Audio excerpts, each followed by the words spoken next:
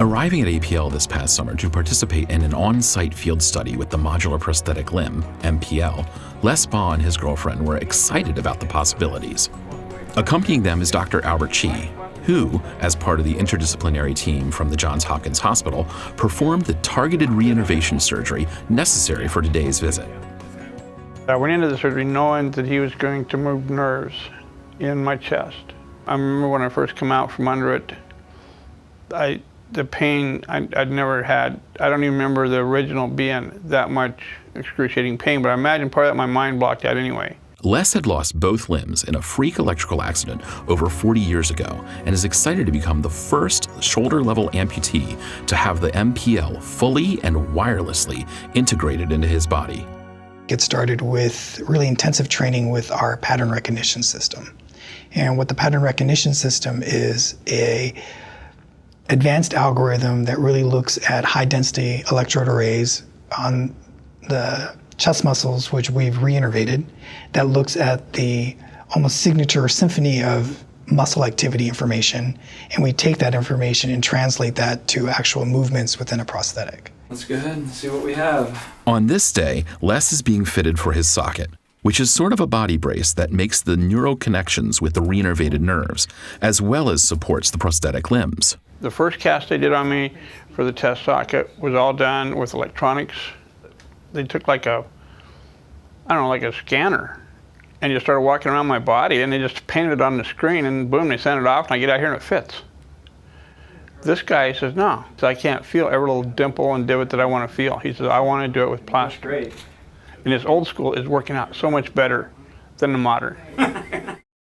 While the socket got its finishing touches, the team took the next step and had Les work with the virtual reality system that mimics the actual prosthetic arms.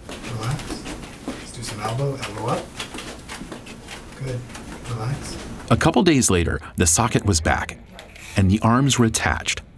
Les and the team were about to make history.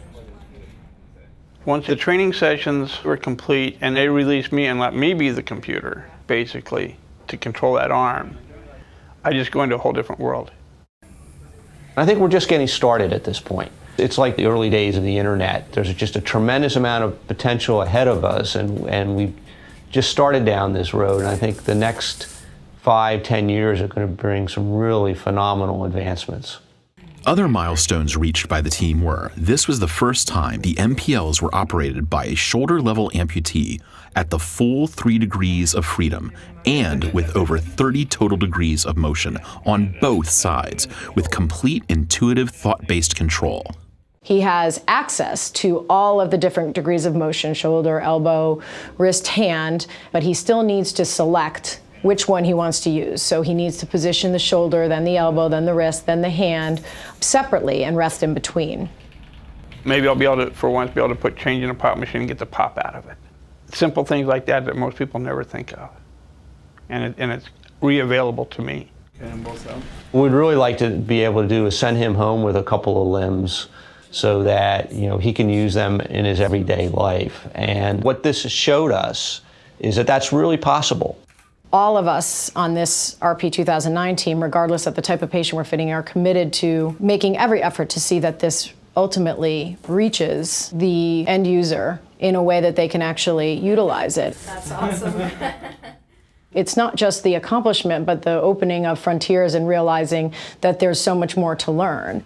This unique opportunity of interfacing with the end user, utilizing our technology, provides valuable feedback to the team. Feedback that will assist this DARPA-developed technology in helping wounded warriors and others to regain the 27 degrees of freedom possessed by the human arm.